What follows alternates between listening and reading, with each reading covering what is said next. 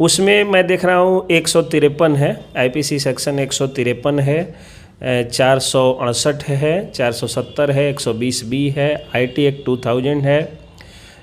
उसके अलावा जो है वो कुछ और धाराएं हैं जो एग्जैक्टली मैं रिकॉल नहीं कर पा रहा हूँ। मनीष कश्यप के सारे फैंस और सारे युवाओं से मैं हाथ जोड़ करके अपील करता हूं कि आप सड़क जाम, आगजनी, तोड़ फोड़ या कोई भी हिंसात्मक कार्रवाई नहीं करें, क्योंकि इससे न सिर्फ आप फंसेंगे बल्कि मनीष कश्यप पर भी एक जो है वो आफत आ जाएगी। तो आप कि अगर मनीष कश्यप के साथ कुछ बुरा हुआ है तो आप न्यायालय पर भरोसा रखिए। इस काले कोट में बहुत शक्ति होती है। जो नेकबैंड हम लोग लगा करके वकालत करते हैं और वही नेकबैंड जो है वो न्यायाधीशों और न्यायमूर्तियों के भी गले में लटकती है, तो उससे जो हो करके आवाज़ निकलती है, जो कलम में जो स्याही उतरती है कागज़ पर, वो सारे षड्यंत्र को फेल कर देती है। जुडिशियरी के सामने कोई बड़ा नहीं है, जुडिशियरी से बड़ा कोई नहीं है इंडियन कॉन्स्टिट्यूशन में, इसीलिए जुडिशियरी को इंडिपेंडेंट रखा गया। मोतिहारी जिले के प्रसिद्ध अधिवक्ता सह जर्नलिस्ट एसके पंकज हमारे साथ जुड़े हुए हैं। आपको बता दें, मनीष कश्यप आत्मसमर्पण कर चुके हैं। उन्हीं तमाम मुद्दे पर हम बात करेंगे एसके पंकज जी से, और कई सारे सवाल भी हम इनसे करेंगे। और बिहार के युवाओं में जो सवालें इस वक्त उत्पन्न हो रही है, बिहार की युवा जिस चीज़ को सुनना चाह रहे हैं, उन्हीं तमाम मुद्दों पर हम बात करेंगे एडवोकेट सह जर्नलिस्ट एसके पंकज से। सबसे पहले पंकज, स्वागत है आपका केआर मीडिया बिहार न्यूज़ में। आपका भी बहुत बहुत स्वागत है राकेश जी कि आप ये बताइए पंकज जी, जिस तरीके से मनीष कश्यप ने आत्मसमर्पण किया कानून का पालन करते हुए, और मनीष जी को जिस तरीके से बिहार पुलिस के द्वारा पटना लेकर के बिहार पुलिस गई, उनको इन तमाम प्रक्रियाओं को, इन तमाम घटनाक्रम को कई सारे बिहार के युवा कई सारे एंगल से देख रहे हैं, लेकिन आप इन प्रक्रियाओं को, इन घटनाक्रमों को आप किस एंगल से देख रहे हैं? देखिए, इसमें कोई भी एंगल तलाशने की ज़रूरत नहीं है। इसमें सीधा एंगल है कि मनीष कश्यप एक जनता के पत्रकार हैं और जनता की आवाज़ है मनीष कश्यप। तो जनता की आवाज़ जो सरकार के विरोध में जा रही थी, उसी को दबाने की, मुंह पर ताला मारने की कोशिश है। हमारे editor in chief Sagar Suraj sir जो हैं, जो बॉर्डर न्यूज़ मिरर के एडिटर इन चीफ हैं, उन्होंने फेसबुक पर एक फ़ोटो डाला। उसके बाद वो फ़ोटो काफ़ी वायरल हुआ, जिसमें एक व्यक्ति के मुंह पर ताला लगा हुआ है। तो वही ताला मारने की कोशिश है। लेकिन शुरू में ही मैं ये बात कह देना चाहता हूँ, युवाओं से अपील करना चाहता हूँ, मनीष कश्यप के चाहने वाले सारे फैंस से मैं अपील करना चाहता हूँ कि अगर मनीष कश्यप के साथ कुछ बुरा हुआ है तो आप न्यायालय पर भरोसा रखिए। इस काले कोट में बहुत शक्ति होती है।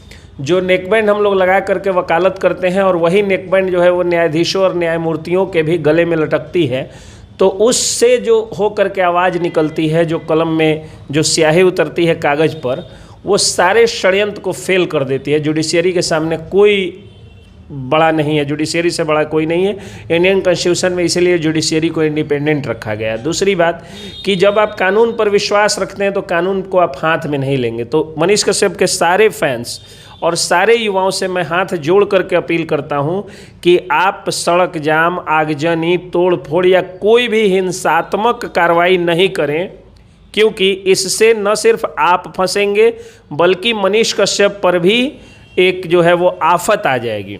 तो आप जो भी करना है, आप सोशल मीडिया पर हैशटैग चलाइए, सोशल मीडिया पर आप जो है वो आई सपोर्ट मनीष कश्यप का हैशटैग चला दीजिए। अगर आपको धरना प्रदर्शन करना भी है तो लोकल एसडीओ से, एसडीएम से आप मिल करके और वहाँ से परमिशन लेकर के शांतिपूर्ण धरना करें, प्रदर्शन करें। जो भी करना है शांतिपूर्ण, कानूनी ढंग से करें। जो भी करना है कानूनी ढंग से करें, शांतिपूर्ण ढंग से करें। और आप इसकी पूर्व सूचना दे करके लोकल थाने में एसडीएम को और प्लस एसडीएम से परमिशन लेकर के ही कुछ भी करें।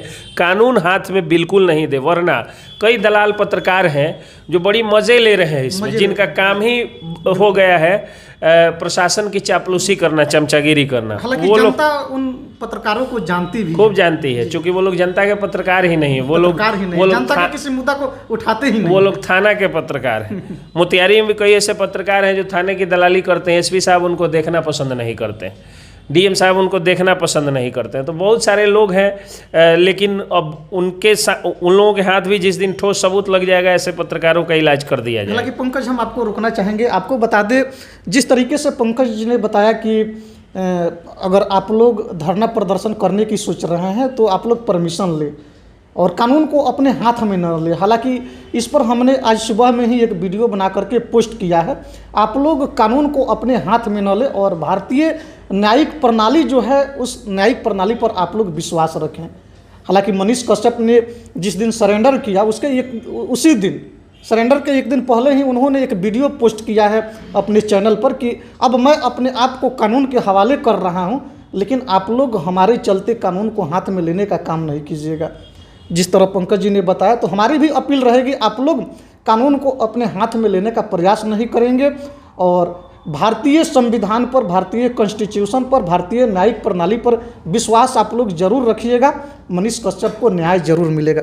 हालांकि पंकज, हम आपसे जानना चाहेंगे, ये बिहार पुलिस मनीष कश्यप के ऊपर कौन कौन सी धाराएं उनके ऊपर ठोकी हुई है? आप तो एक एडवोकेट हैं और जर्नलिस्ट भी हैं, तो क्या आपको ये पता चला है कि नहीं कौन कौन सी धाराओं में उनको जो शामिल किया गया? जो मेरे पास कहीं से आया, किसी मीडिया बंधु ने ही भेजा, उसमें मैं देख रहा हूँ 153 है, आईपीसी सेक्शन 153 है, 468 है, 470 है, 120B है, IT एक्ट 2000 है। उसके अलावा जो है वो कुछ और धाराएं हैं जो एग्जैक्टली मैं रिकॉल नहीं कर पा रहा हूँ। मतलब इसमें ये दिखाया गया है कि मनीष कश्यप ने जो है वो, जैसे 153 है तो उसका होता है कि provocation with intention to cause riot. उसी तरह से कागजी धोखाधड़ी, मतलब कागज़ के साथ जो है वो छेड़छाड़ या सबूत के साथ छेड़छाड़ करने की जो दफ़ा होती है वो भी लगाई गई है, 505। उसके बाद जो है वो 468 है जो धोखाधड़ी की दफ़ा होती है। उसके अलावा जो है वो एक दफ़ा लगाई गई है जिससे मतलब किसी रिलीजन को ठेस पहुंचता है। तो ये सारी जो है वो, और रिलीजन या किसी वर्ग विशेष से, यानी सारा वर्ग संघर्ष में जो धारा लग सकती है। अब जैसे 120 भी है तो पुलिस लगभग सब पर लगाती है। 120 भी को मतलब ऐसा माना जाता है कि आप कोई भी क्राइम करें तो उसमें पुलिस अपने तरफ से वो ज़रूर लगा देती है, कॉन्स्पिरेसी टू क्राइम होता है वो। तो ये भी लगाया गया है। यही सारी धाराएं हैं जो एग्जैक्टली मैं मतलब सारा तो नहीं आ रहा है सामने। अब देखिए ना, 15 मुकदमे हुए हैं, 14 मुकदमे हुए हैं बिहार में, 13 मुकदमे हुए हैं तमिलनाडु में। तो सारी धाराओं को जो है वो एक साथ वो करके बोलना जो है वो संभव नहीं है। लेकिन अगर आप देखिएगा कि किस तरह से उनको फंसाने की कोशिश की गई है और जो मामला हुआ है और जो धारा लगाया गया है, तो दोनों एक दूसरे से मेल ही नहीं खाता। एक एडवोकेट के रूप में जब आप देखिएगा तो धारा और उनकी बात जो है वो एक साथ नहीं हो रही है। मतलब उनका जो कृत्य है, जो उन्होंने काम किया है और जो धाराएं लगाई गई हैं वो एक साथ होती हुई नहीं दिख रही हैं। FIR है, FIR तो फर्स्ट इन्फॉर्मेशन रिपोर्ट होता है, उनको सरेंडर कराया गया, कुर्की किया गया, ये सारा प्रोसेस हुआ। मनीष कश्यप के लिए मनीष कश्यप के फैंस के लिए थोड़ा सा दुखी करने वाली ये बात हो जा रही है कि अभी 14 दिनों के रिमांड पर EOU ने लिया होगा या लेगी। उसके अलावा 14 दिनों के रिमांड के बाद में बिहार पुलिस भी चाहे तो रिमांड पर ले सकती है। ट्रांजिट रिमांड पर तमिलनाडु की पुलिस भी ले सकती है। तो रिमांड में ही काफ़ी दिन ये लोग लगा देंगे। 14 दिन का भी हुआ तो आप जोड़ लीजिए कि कितना हुआ, 3 रिमांड्स हुए। रिमांड्स के बाद जब उनको जुडिशियल कस्टडी में रखा जाएगा, जब जेल भेजा जाएगा, तो फिर वहाँ पे तब वो बेल फाइल करेंगे। और बेल भी एक पटना में फाइल करेंगे तो सुनने में आया कि शायद बेतिया में भी कोई उन पर केस है, तो बेतिया में से भी उनको बेल लेना होगा। तमिलनाडु के जो है वो कोर्ट से भी बेल लेना होगा। तो जहाँ जहाँ उन पर केस होगा वहाँ से जा कर के बेल लेना होगा। तो ये एक दुखी करने वाली खबर है। लेकिन इस बीच अगर न्यायालय चाहे तो तेज़ी ला कर, और चूँकि मीडिया में इतना मामला हाईलाइटेड है कि ये लोग देरी नहीं करेंगे और रिमांड भी जल्दी जल्दी पूरा करेंगे, और पूरा करके और मनीष कश्यप का मामला जो है वो जल्दी से कोर्ट में प्रोड्यूस किया जाएगा। डायरी भी टाइमली जो है वो पुलिस सबमिट करेगी। जब सबमिट हो जाएगा तो बेल मिलने की पूरी संभावना है, क्योंकि न्यायमूर्तियों पर, न्यायाधीशों पर हम लोगों को पूरा विश्वास है। वो लोग जानते हैं कि कौन आतंकी है, कौन अपराधी है, कौन पत्रकार है, कौन समाजसेवी है।